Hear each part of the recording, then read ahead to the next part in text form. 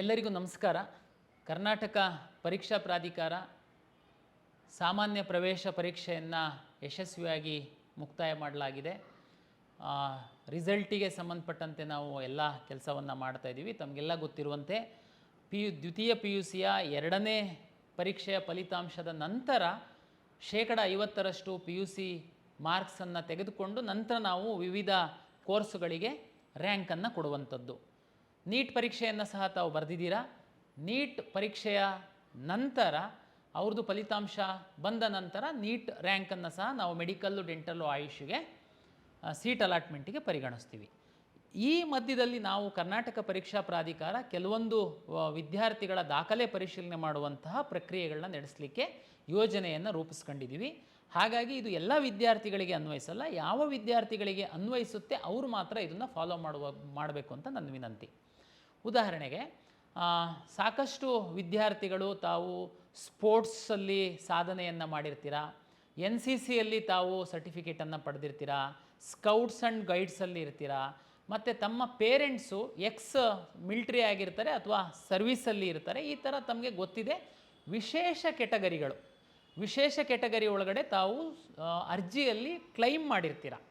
ಅವ್ರುಗಳಿಗೆ ದಾಖಲೆ ಪರಿಶೀಲನೆ ಮಾಡುವಂಥದ್ದಕ್ಕೆ ನಾವು ಈಗ 5ನೇ ತಾರೀಕಿಂದ 14ನೇ ತಾರೀಕಿನವರೆಗೆ ನಾವು ಟೈಮ್ ಟೇಬಲನ್ನು ಕೊಟ್ಟಿದ್ದೀವಿ.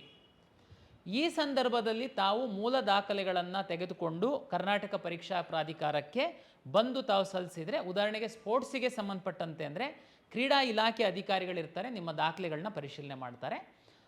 ಮಿಲ್ಟ್ರಿ, ಮಿಲ್ಟ್ರಿ ಮತ್ತು ಸರ್ವಿಂಗಲ್ಲಿರುವಂತಹ ಮಿಲ್ಟ್ರಿ ಮಕ್ಕಳೇನಿದ್ದಾರೆ ತಮ್ಮ ದಾಖಲೆಗಳನ್ನ ತಗೊಂಡು ತಮ್ಮ ಒಂದು ಆರ್ಮಿ ಕಚೇರಿಗಳಿಗೆ ಕಳಿಸ್ತೀವಿ. ಅವರು ವೆರಿಫೈ ಮಾಡ್ತಾರೆ. ಕೊನೆಗೆ ನಾವು ಎಲಿಜಿಬಲ್, ಇನ್ಎಲಿಜಿಬಲ್ ಅಂತೇಳಿ ನಾವು ಪಟ್ಟಿಯನ್ನು ಪಬ್ಲಿಷ್ ಮಾಡ್ತೀವಿ. ಇದರ ಆಧಾರದ ಮೇಲೆ ನಾಳೆ ನಾವು ಆ ಕೆಟಗರಿಗೆ ರಿಸರ್ವ್ ಮಾಡಿರುವಂತಹ ಸೀಟ್ಗಳನ್ನು ಹಂಚಿಕೆ ಮಾಡುವಂಥದ್ದಕ್ಕೆ ಅನುಕೂಲ ಆಗುತ್ತೆ. ಇದು ಒಂದು. ಎರಡನೇದು ದಾಖಲೆ ಪರಿಶೀಲನೆ ಮಾಡುವಂಥದ್ದು ಯಾರು ಅಂತಂದರೆ, ನಾವೀಗಾಗಲೇ ನಿನ್ನೆ ಟೈಮ್ ಟೇಬಲನ್ನು ನಾವು ಪಬ್ಲಿಷ್ ಮಾಡಿದ್ದೀವಿ. ಯಾರು class A1, B1, B, C, D, E, F ಇಂಥ ಕೆಟಗರಿಗಳು ಬರ್ತಾರೆ.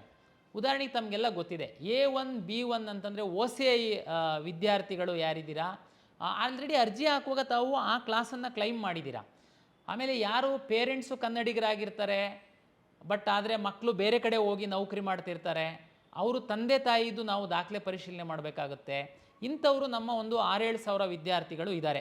A1, B1, B, C, D, E ಈ ಥರದ್ದು ಕೆಟಗರಿಗಳು. ಅದು ನೀವು ನಮ್ಮ ಬ್ರೋಷರ್ನ ತಾವು ನೋಡ್ತು ಅಂತಂದರೆ ಅದರಲ್ಲಿ ನಿಮಗೆ ಸ್ಪಷ್ಟವಾಗಿ ಗೊತ್ತಾಗುತ್ತೆ. ಅವ್ರುಗಳು ದಾಖಲೆ ಪರಿಶೀಲನೆಗೆ ಬರಬೇಕು.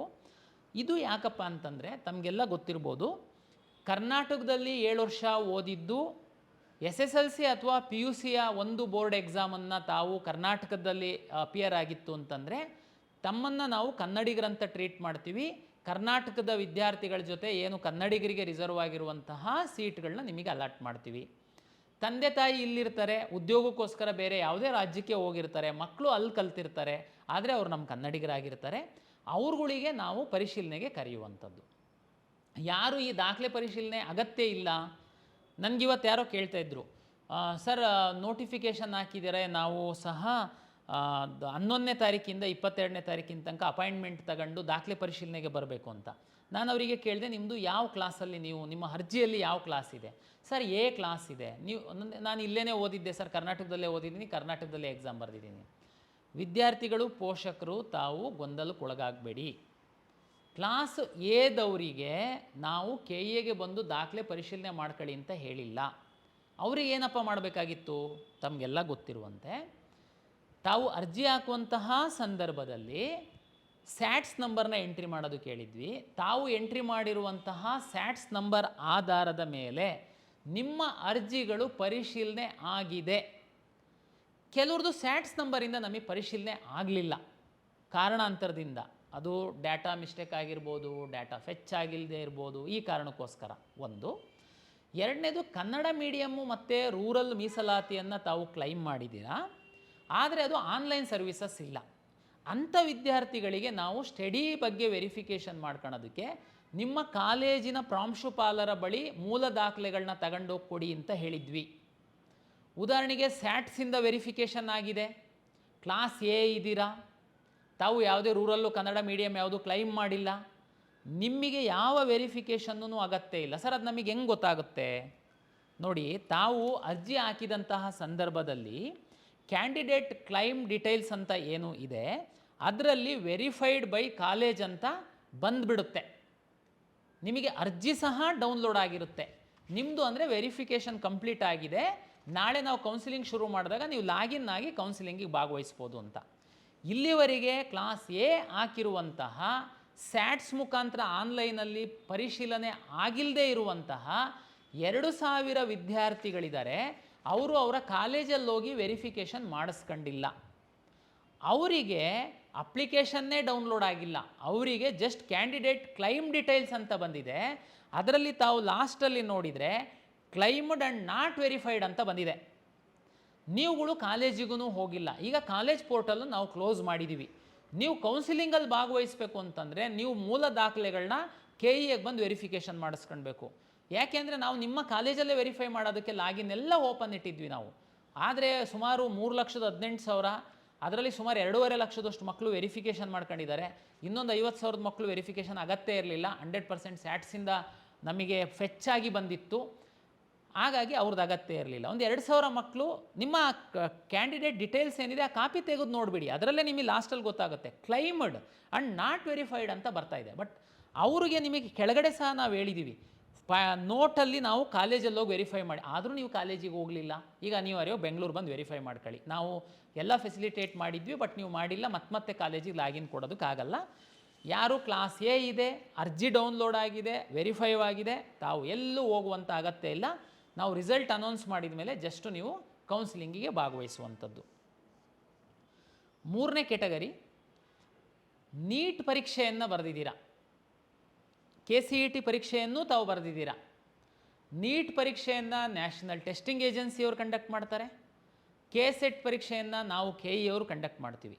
ನಾವು ಮೆಡಿಕಲ್ಲು, ಡೆಂಟಲ್ಲು, ಆಯುಷ್ ಹೊರತುಪಡಿಸಿ ಉಳಿದಂಥ ಎಲ್ಲ ಕೋರ್ಸ್ಗಳಿಗೆ ನಾವು ರ್ಯಾಂಕ್ ಕೊಡ್ತೀವಿ, ಸೀಟ್ ಅಲಾಟ್ ಮಾಡ್ತೀವಿ.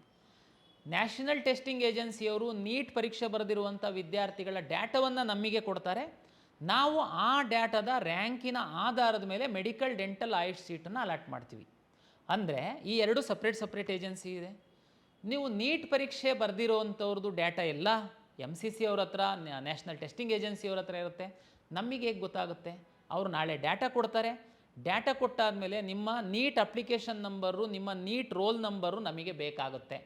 ಅದಕ್ಕೆ ನೀವು CET ಅಪ್ಲಿಕೇಶನ್ನ ಹಾಕಿದ್ದೀರಲ್ವ, ನಿಮ್ಮ CET ಹೆಂಗೆ ಆಲ್ ಟಿಕೆಟ್ ಡೌನ್ಲೋಡ್ ಮಾಡ್ಕೊಳ್ಳೋದಕ್ಕೆ ತಾವು ಲಾಗಿನ್ ಆದ್ರಿ, ಆ ರೀತಿ ಲಾಗಿನ್ ಆದರೆ ನಿಮಗೆ ನೀಟ್ ಅಪ್ಲಿಕೇಶನ್ ನಂಬರು ಮತ್ತು ನೀಟ್ ರೋಲ್ ನಂಬರ್ ಅಂತಿದೆ. ತಾವು ದಯಮಾಡಿ ಆ ನಂಬರ್ನ ಎಂಟ್ರಿ ಮಾಡಬೇಕು ಮತ್ತು ನಿಮ್ಮ ನೀಟ್ ಹಾಲ್ ಟಿಕೆಟ್ ಏನಿದೆ ಅದನ್ನು ಅಪ್ಲೋಡ್ ಮಾಡಬೇಕು. ಇದು ಒಂದು ನೀಟ್ ಪರೀಕ್ಷೆ ಬರೆದಿರುವಂತಹ ವಿದ್ಯಾರ್ಥಿಗಳು ಕರ್ನಾಟಕ ಪರೀಕ್ಷಾ ಪ್ರಾಧಿಕಾರದಿಂದ ಮೆಡಿಕಲ್, ಡೆಂಟಲ್, ಆಯುಷ್ ಸೀಟ್ ಪಡೆಯುವಂತಹ ವಿದ್ಯಾರ್ಥಿಗಳು ಇದನ್ನು ಮಾಡಬೇಕು. ನಿಮ್ಮ ನೀಟ್ ಅಪ್ಲಿಕೇಶನ್ ನಂಬರು ಮತ್ತು ನೀಟ್ ರೋಲ್ ನಂಬರ್ನ ನೀವು ನಿಮ್ಮ ಅಪ್ಲಿಕೇಶನ್ ಒಳಗಡೆ ಅಪ್ಲೋಡ್ ಮಾಡಿದರೆ ನೀಟ್ ರಿಸಲ್ಟ್ ಬರ್ತಿದ್ದಂಗೆ ನಮಗೆ MCC ಅವರು, ನ್ಯಾಷನಲ್ ಟೆಸ್ಟಿಂಗ್ ಏಜೆನ್ಸಿಯವರಿಂದ ಇಡೀ ಇಂಡಿಯಾದಲ್ಲಿ ಎಷ್ಟು ಜನ ನೀಟ್ ಎಕ್ಸಾಮ್ ಬರೆದಿದ್ದಾರೆ, ಎಷ್ಟು ಜನ ಎಲಿಜಿಬಲ್ ಆಗಿದ್ದಾರೆ, ಆ ವಿದ್ಯಾರ್ಥಿಗಳ ಡೇಟಾ ನಮಗೆ ಕೊಡ್ತಾರೆ. ಕೊಟ್ಟಂಥ ಸಂದರ್ಭದಲ್ಲಿ ನೀವು ನೀಟ್ ರೋಲ್ ನಂಬರ್ನ ಹಾಕಿರ್ತೀರ, ಅದರ ಆಧಾರದ ಮೇಲೆ ನಾವು ಮ್ಯಾಚ್ ಮಾಡಿ ನಿಮಗೆ ನಿಮ್ಮ ಏನು ವೆರಿಫಿಕೇಷನ್ ಸ್ಲಿಪ್ ಡೌನ್ಲೋಡ್ ಮಾಡ್ಕೊಳ್ಳೋದಕ್ಕೆ ಹೇಳ್ತೀವಿ. ಆವಾಗ ನೀಟ್ ರ್ಯಾಂಕ್ ಸಮೇತ ನಿಮ್ಮ ಒಂದು ಲಾಗಿನ್ನಲ್ಲಿ ಡಿಸ್ಪ್ಲೇ ಆಗುತ್ತೆ. ಆವಾಗ ನೀವು ಮೆಡಿಕಲ್, ಡೆಂಟಲ್, ಆಯುಷ್ ಆಪ್ಷನ್ ಸಹ KCET ಏನು ಎಕ್ಸಾಮ್ ರ್ಯಾಂಕ್ಗಳ ಜೊತೆ ಅದು ಸಹ ಡಿಸ್ಪ್ಲೇ ಆಗುತ್ತೆ. ಆ ಕಾಲೇಜ್ ಸಹ ಆಪ್ಷನ್ ಎಂಟ್ರಿ ಮಾಡ್ಬೋದು. ಇದು ಒಂದು ಪ್ರಕ್ರಿಯೆ. ನೀವು ನೀಟ್ ಎಕ್ಸಾಮ್ ಬರೆದಿರೋದ್ರಿಂದ ತಾವು ದಯಮಾಡಿ ಫ್ರೀ ಇರುವಾಗ ಮುಂದಿನೊಂದು ವಾರ 10 ಡೇಸ್ ಒಳಗಡೆ ಲಾಗಿನ್ ಆಗಿ NEET roll number, NEET application ನಂಬರ್ನ ನಿಮ್ಮ KCET ಅಪ್ಲಿಕೇಶನ್ನಲ್ಲಿ ಎಂಟ್ರಿ ಮಾಡಬೇಕು ಅಂತನ್ನುವಂಥದ್ದು ನೀಟ್ ಪರೀಕ್ಷೆ ಬರೆದಿರೋಂಥ ವಿದ್ಯಾರ್ಥಿಗಳಿಗೆ ಒಂದು ವಿನಂತಿ.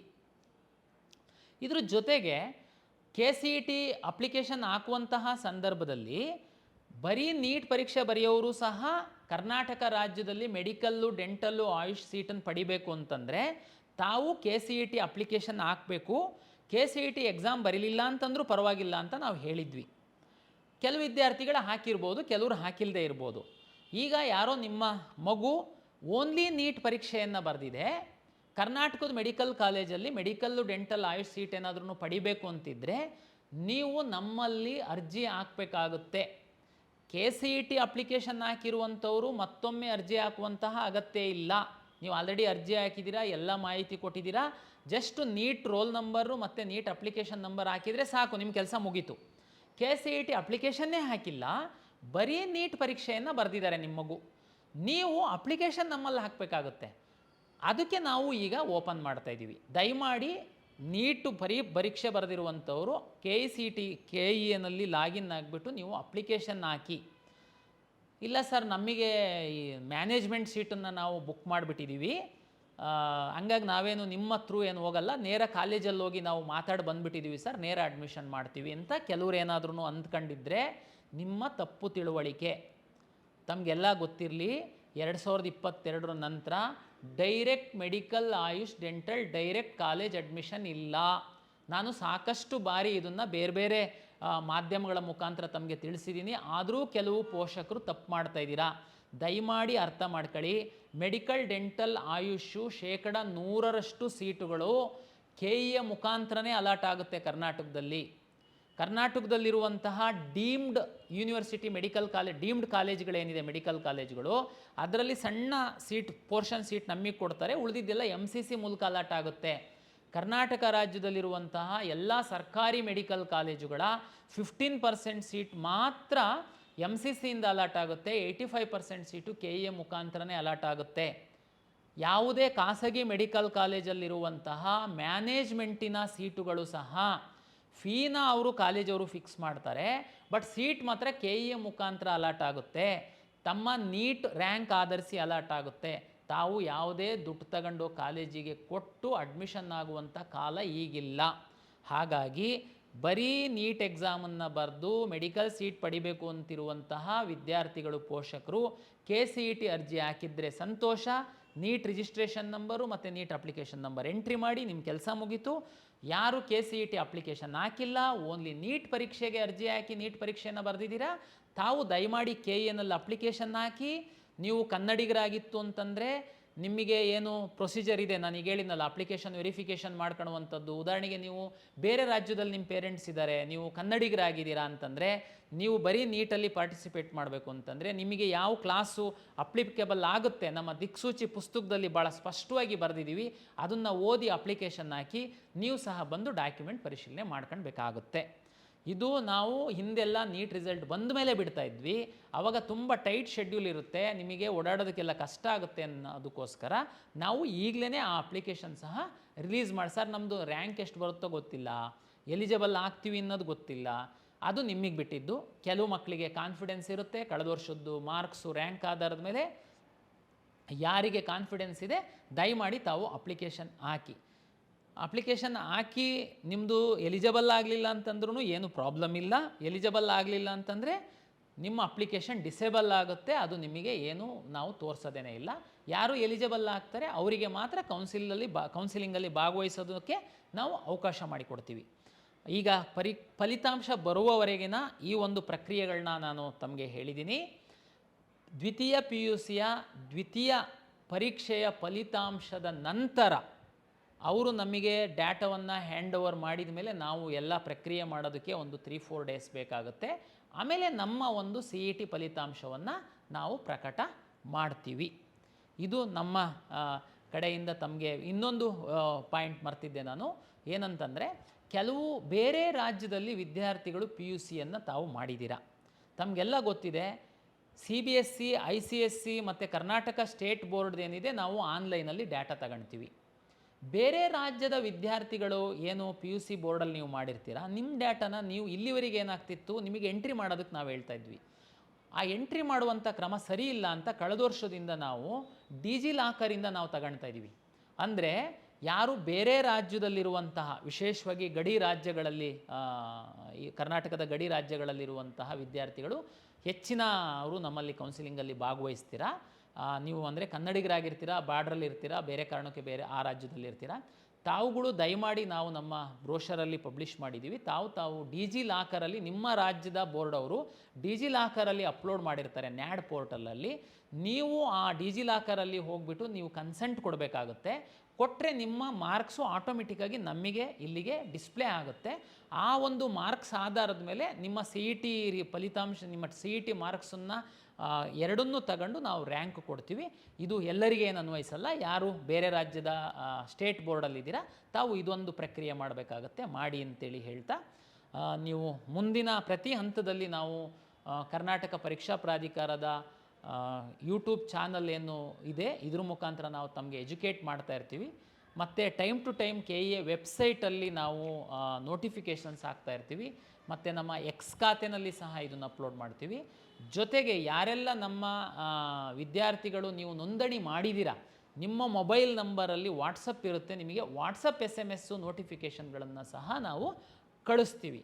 ಹಾಗಾಗಿ ತಾವು ಈ ಒಂದು ಕೌನ್ಸಿಲಿಂಗಲ್ಲಿ ಭಾಗವಹಿಸುವಂಥ ವಿದ್ಯಾರ್ಥಿಗಳು ಕೌನ್ಸಿಲಿಂಗ್ ಮುಗಿಯುವವರೆಗೆ ಈ ಒಂದು ಮಾಧ್ಯಮಗಳನ್ನು ತಾವು ಫಾಲೋ ಮಾಡ್ತು ಅಂತಂದರೆ ನಿಮಗೆ ಸರಿಯಾದ ಮಾಹಿತಿ ಸಿಗುತ್ತೆ, ಕೌನ್ಸಿಲಿಂಗ್ ಸುಸೂತ್ರವಾಗಿ ಆಗುತ್ತೆ ಅಂತ ನನ್ನ ಒಂದು ಅಭಿಪ್ರಾಯ. ಮತ್ತೊಮ್ಮೆ ಎಲ್ಲ ವಿದ್ಯಾರ್ಥಿಗಳು ಹಾಗೂ ಪೋಷಕರಿಗೆ ಪ್ರಾಧಿಕಾರದ ವತಿಯಿಂದ ನಮಸ್ಕಾರ.